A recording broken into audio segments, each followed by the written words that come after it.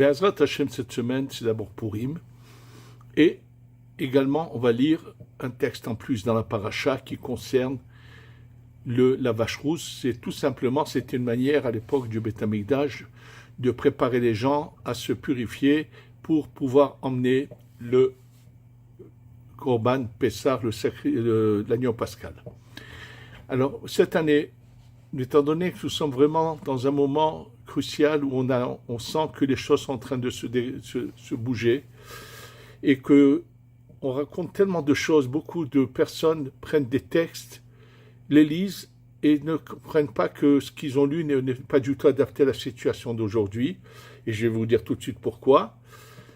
Et c'est pour ça que, Be'ezrat Hashem, avec les références citées, on va expliquer qu'est-ce que nous allons vivre maintenant, comment nous allons en voir la Géoula qui va venir.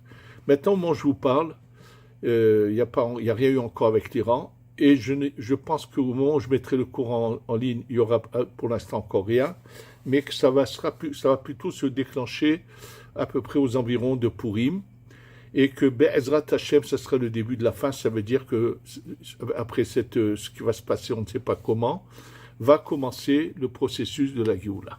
Et c'est là-dessus que je voudrais parler et expliquer. Il y a différents cas de figure mentionnés dans les Chazal sur la manière dont va venir la Géoula. Alors bien sûr, il y a des endroits où on a l'impression, d'abord c'est marqué qu'il y a des endroits où c'est marqué que c'est Léonavi qui vient, qui nous l'annonce, qu'il y a toutes sortes de préparations à cette délivrance.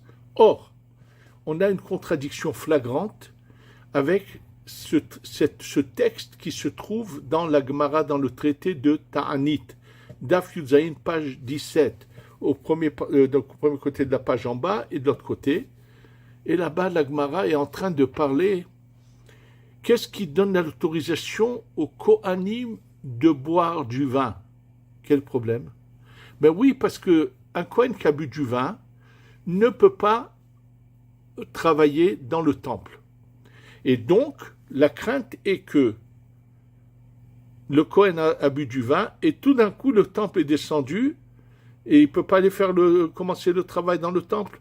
Vous allez me dire, de toute façon, il n'est pas pur. Oui, mais tout ce qui concerne cette question, elle est posée déjà par ceux qu'on appelle les Tosfot et qui répondent, oui, mais on sait très bien que l'impureté n'est pas un obstacle pour faire tout ce qui concerne l'ensemble du peuple d'Israël, ce qu'on appelle Touma, Rutra, Betsibour, s'il y a un problème, en tous les cas, la Gemara parle d'un cas de figure, où c'est-à-dire qu'un Kohen ici dans Yerushalayim, il est assis, il est en train de boire un bon verre de vin, il est en train de manger, il boit un bon verre de vin ou deux, et tout d'un coup, il entend le chauffard qui annonce, et le Beth Amikdash descend, et il veut aller travailler, mais il faut que le vin passe, il ne peut pas travailler. Donc ça veut dire qu'il y a un cas de figure où ça peut venir de manière vraiment en surprise immédiatement.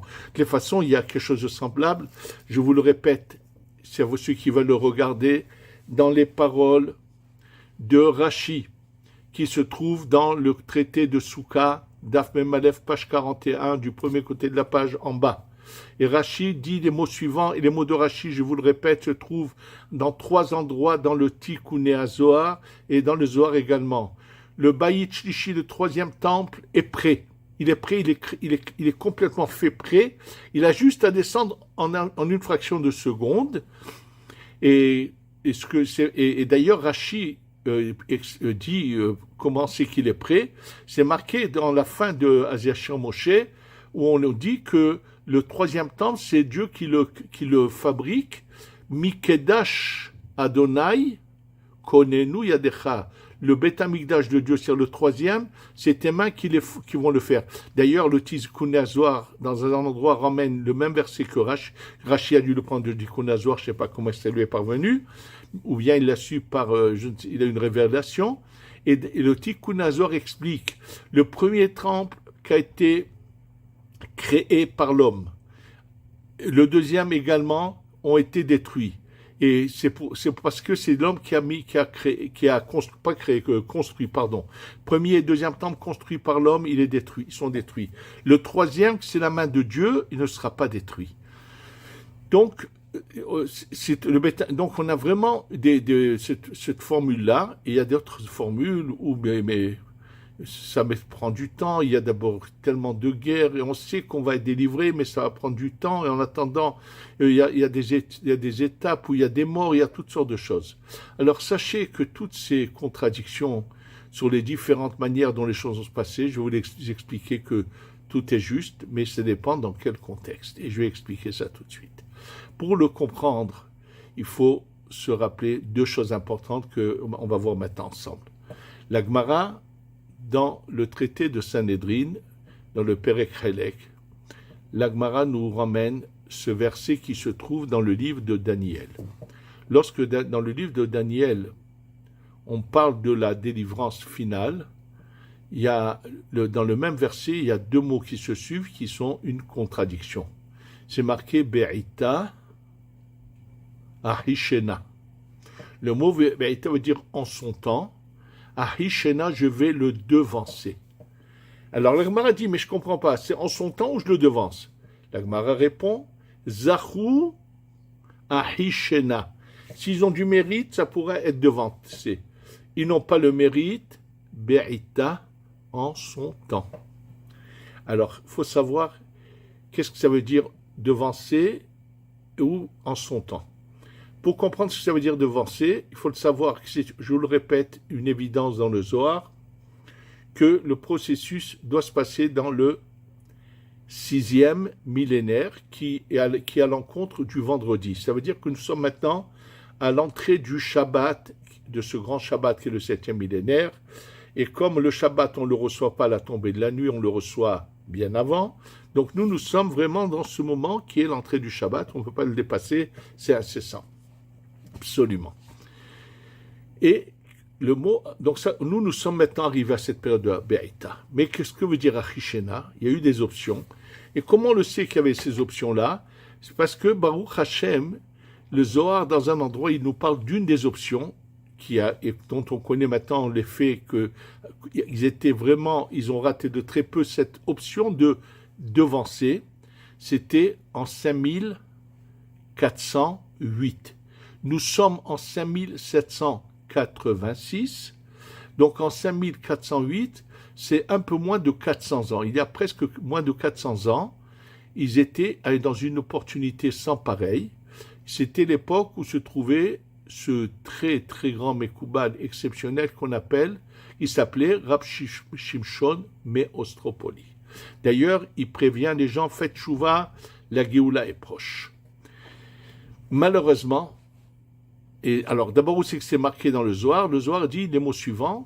Il y a un pasouk où quand on parle de il y a eu 7 fois les années sabbatiques et après il y a la 50e année qu'on appelle l'année du Yovel. L'année du Yovel est une année qui avait plusieurs particularités. Alors nous sonnons du shofar uniquement à Rosh Hashanah.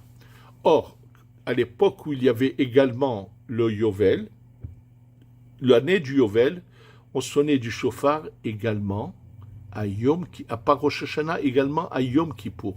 Pourquoi fallait-il sonner du shofar Yom Kippour?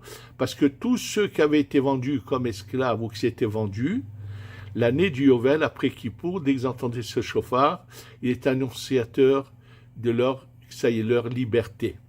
Ensuite, toutes les terres qui avaient été vendues, quelqu'un qui avait été en problème d'argent et qui avait les terres de sa tribu, de ses ancêtres, qu'il avait vendues, au Yovel, elle revenait à son propriétaire. Absolument. Donc, quand il faisait des ventes, il calculait par rapport au nombre d'années de Yovel.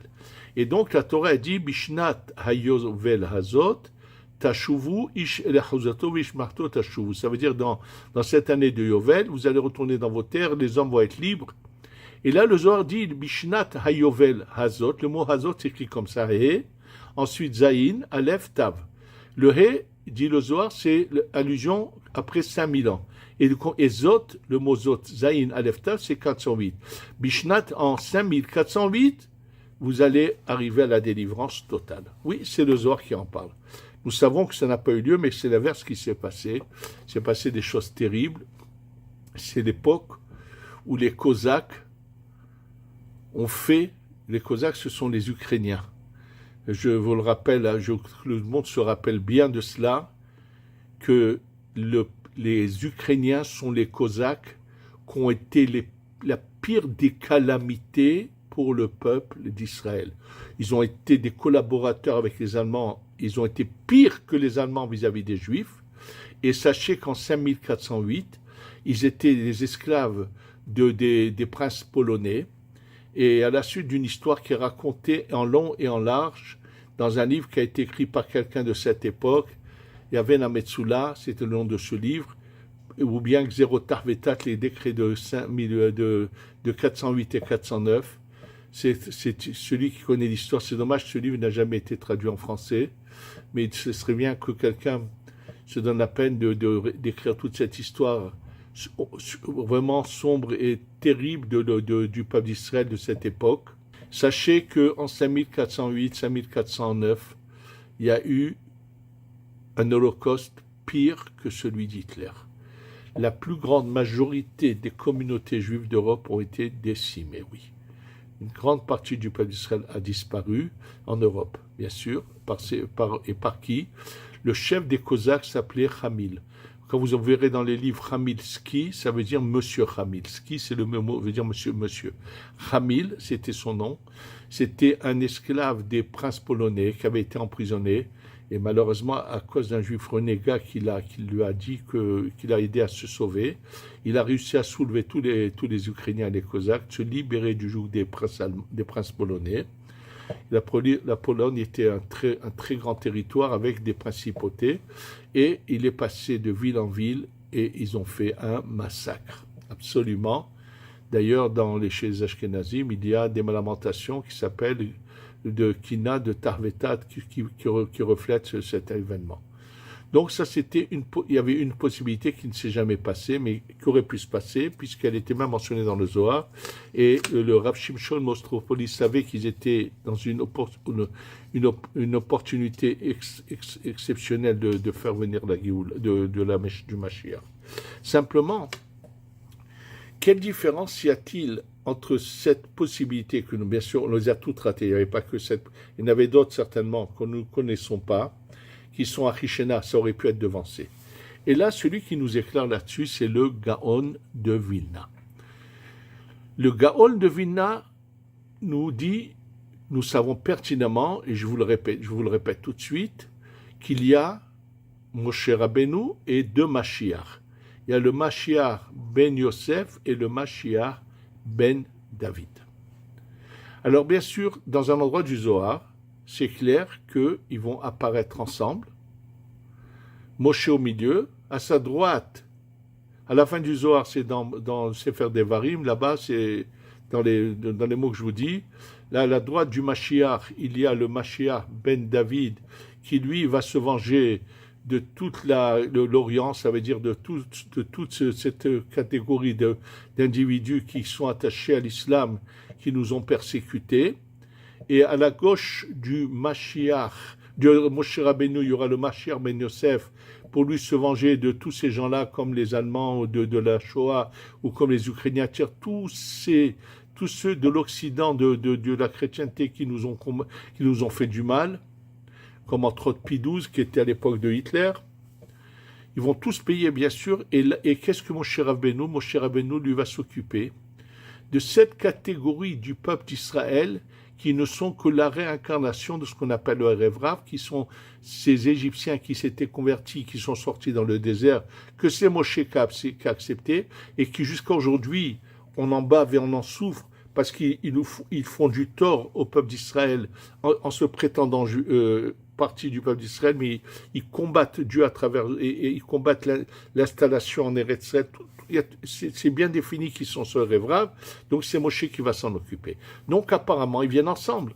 Et là, nous dit le Gaon de Vilna, que se serait-il passé, je vous donne cet exemple, si en 5408, nous aurions eu la Géoula. Alors il dit bien sûr, qu'est-ce qui se serait passé?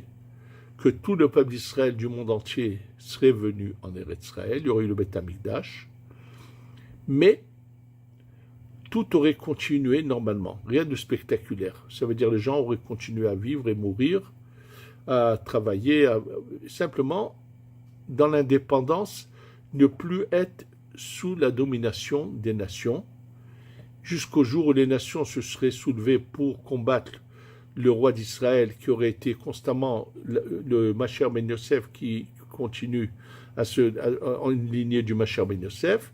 Et à ce moment-là, quand on sera arrivé à Be'ita, nous savons que Be'ita, c'est une période dans laquelle nous sommes actuellement, vers la fin du 6e millénaire dans lequel nous sommes, c'est-à-dire au-delà de 5750, parce que par rapport au vendredi, ça serait le milieu de la journée. Les 500 premières années du 6e millénaire, c'est la nuit du vendredi, jeudi soir, vendredi matin. Les deuxièmes 500 années, c'est la journée, et en 5750, c'est ce qu'on appelle Chatzot, et là, on est rentré dans la période de Be'ita, où ça y est, le Shabbat va arriver, la lumière du Shabbat commence à venir vers nous, elle est même commencée avant, une heure avant, c'était en 5708, ça veut dire lorsqu'il y a eu, il y a eu l'État d'Israël, oui, c'est le processus du début de cette Géoula qui a commencé, et donc, donc il serait venu séparément, et pourquoi dans ce cas-là il aurait continué, et pourquoi il pouvait, et dans ce cas de figure, bien sûr qu'il aurait pu y avoir un nombre inimaginable de morts du peuple d'Israël, et pourquoi, c'est ce que maintenant on va essayer d'expliquer ensemble.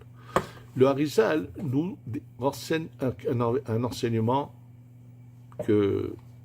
incroyable. De la même manière que le fils de Adam Arishon, qui s'appelait Evel, a été assassiné par son frère, toutes les âmes qui viennent de cette racine qui s'appelle Evel sont obligées d'être assassinées. Ça ne peut pas être forcément volontairement, même involontairement, sont tués, ont une mort qui n'est pas naturelle, une mort tragique par quelqu'un qui les tue. Ou avec intention ou sans intention, ce n'est pas important. Et là, nous dit le Harizal, il nous explique à travers cela ce qui est marqué dans la Torah. Il y a un endroit où c'est marqué que si vous conduisez, vous allez bien vous conduire, et donc, vous allez avoir, avant la dernière limite, le Mashiach, et vous serez en Eretz Israël, c'est au cas où on n'aurait pas été viré, entre guillemets, d'Eretz Israël, il faudra rajouter 3 villes aux 6 qui existent déjà, des villes qui prenaient en elles ceux qui avaient tué sans le vouloir, par inadvertance, devaient se réfugier dans ce qu'on appelle Aré Miklat. Il y en avait 3 en Eretz Israël, 3 en Cisjordanie, pas en Cisjordanie, en Jordanie, pardon. La Jordanie est occupée par 2 tribus et demie. Il y avait aussi 3 villes là-bas et 3 villes en Eretz Israël. Et la Torah nous dit, attention, il y a une possibilité, vous allez en rajouter encore 3 autres. Le Harizal dit, je ne comprends pas. Quand le Mashiach il vient, c'est fini, il n'y a plus de combat. Qu'est-ce qui se passe? Pourquoi faut-il rajouter encore 3 villes qui vont pouvoir mettre en elles tous ceux qui auront tué par inadvertance? Il dit, parce que depuis le début de la création, Hevel, avec toutes les âmes qui étaient en lui, qui sont la moitié presque du peuple d'Israël de toutes les générations, s'est rendu passible de mort.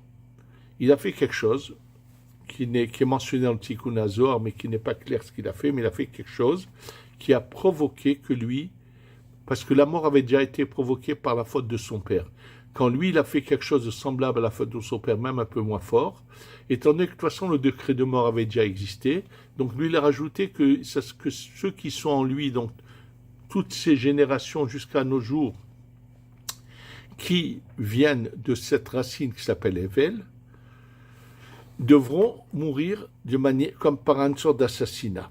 Alors, c'est ce que est dit, si le Mashiach vient bien avant son moment, il va falloir se dépêcher que toutes ces âmes qui doivent subir ce sort, ça va se passer très vite, il y en aura beaucoup qui vont être tués de manière sans intention, et donc ceux qui les auront tués devront aller se réfugier dans ces villes prévues à cet effet, et c'est pour ça qu'il en aura tellement qu'il faudra rajouter encore 3 villes pour accueillir ce genre de personnes.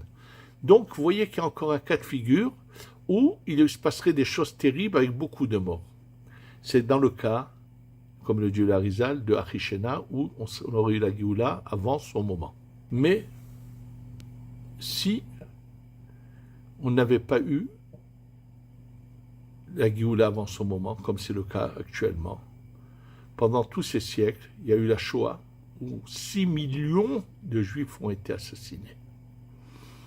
Il y a eu toutes ces guerres d'Israël, où un nombre que je ne connais pas, mais importants qui ont été tués dans ces guerres. Donc, tous ces gens-là ont subi ce qu'il fallait, ce qui se passe. Donc maintenant, il n'y a plus toutes ces cas de figure de guerre où il y aura encore beaucoup de gens qui vont mourir et tout ça. Oubliez-les, c'est fini. Ça ne concerne plus notre génération. Nous sommes dans ce cas de figure où le Beth Amikdash a juste à descendre et on va juste courir à la vieille ville de Jérusalem qui se trouve pas loin d'Eramondola, d'ici, pas trop loin d'ici, pour aller directement au Beth Amikdash. Absolument. Nous sommes dans un cas de figure où ça y est, tout est passé. Il n'y a plus qu'à accueillir le Shabbat, l'allumage des bougies. C'est-à-dire de la même manière que la femme, pour allumer les bougies, avant elle les allume d'abord et après se cache les yeux, elle retire ses mains et elle voit la lumière. Cette image n'est pas par hasard qu'elle est venue.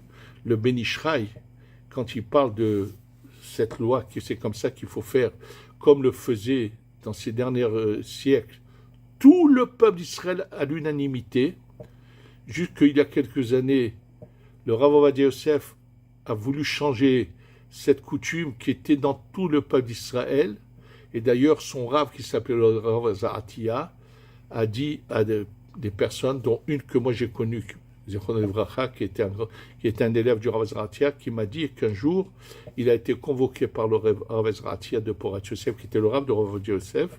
Il lui a dit, dans cette halakha, tu ne l'écoutes pas, tu ne fais pas comme lui. C'est-à-dire qu'il n'y avait pas une... Et le Ben Ishraï dit qu'il y a un secret en cela. C'est-à-dire que ça va se passer la même chose, la lumière, elle arrive, on va fermer les yeux parce que c'est très fort, et on les ouvre, voilà, la lumière, elle est là. C'est comme ça que ça doit se passer pour nous. Nous sommes dans ce cas de figure. Et comme nous sommes vraiment à tout instant, là maintenant, on va rentrer dans le Shabbat, c'est pour ça que prendre des textes qui parlent de guerres qui vont durer ou bien combien d'années entre la venue du Mashiach et la résurrection de mort et tout.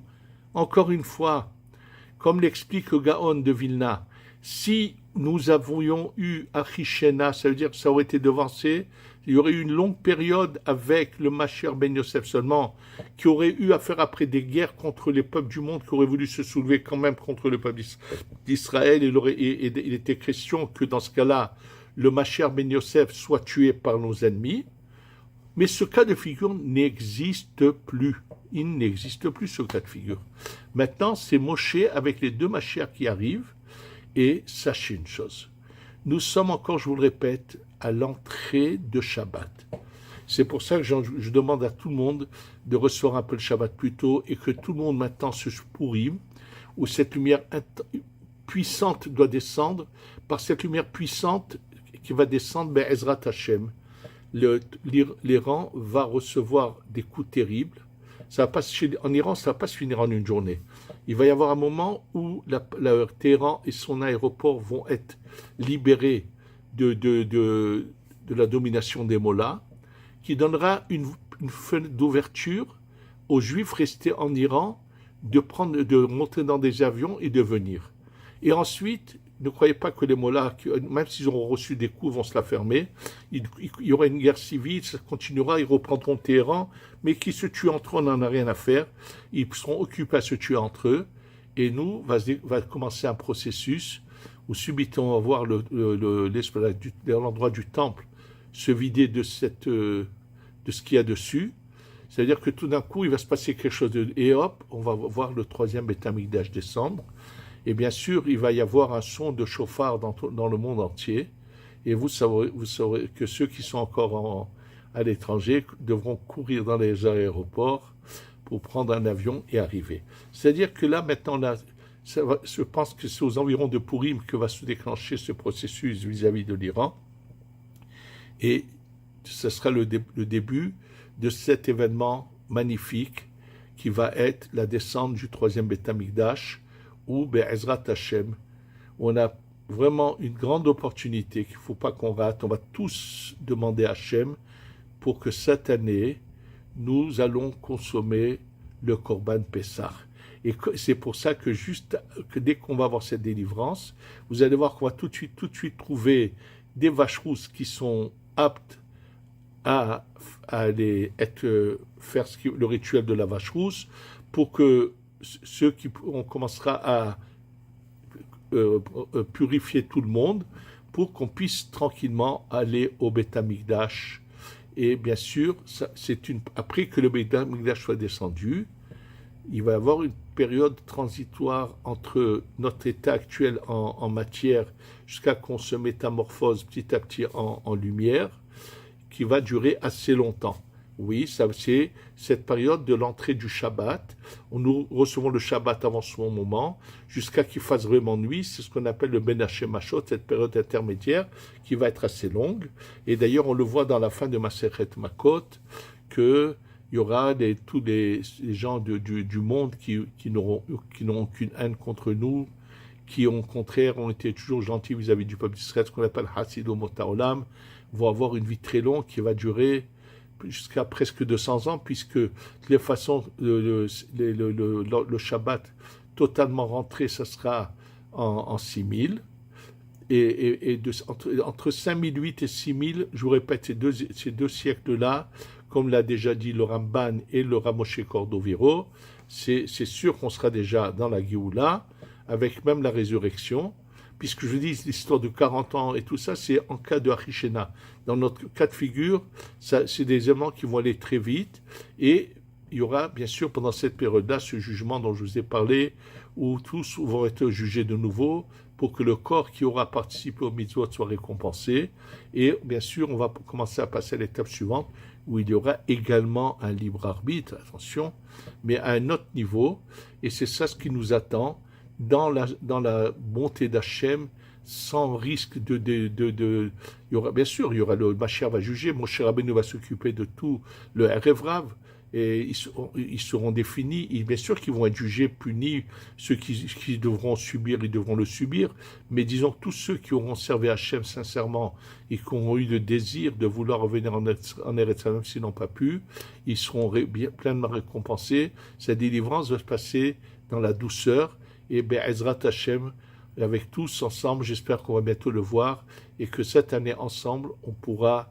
consommer l'agneau pascal, et que ce sera le début de l'étape intermédiaire qui nous mènera vers l'étape définitive du Shabbat des 7000 ans, que nous savons où à ce moment-là, bien sûr pendant le 7e millénaire, le globe terrestre, tout ce qu'il y a dessus va disparaître, et après, pas pour nous, puisque nous on va continuer qu'à monter, mais ceux qui devront arriver à devenir le prochain peuple d'Israël, entre guillemets, vont être dans le prochain cycle des 6000 ans, comme l'a dit le Gemara dans la page 97 dans Sanhedrin, qu'Akjouchou Mehadesh Olamo renouvelle son monde après le 7e millénaire, mais je vous répète, ça ne nous concerne pas. Et là-bas, dit Rachid, ils vont Olam Hadash pour créer un nouveau monde. Mais ça ne nous concerne pas. Nous, ce qui nous concerne, c'est cette période qui va nous mener à des élévations en élévation en élévation, sans fin, que nous allons bientôt vivre. Amen, ve Amen.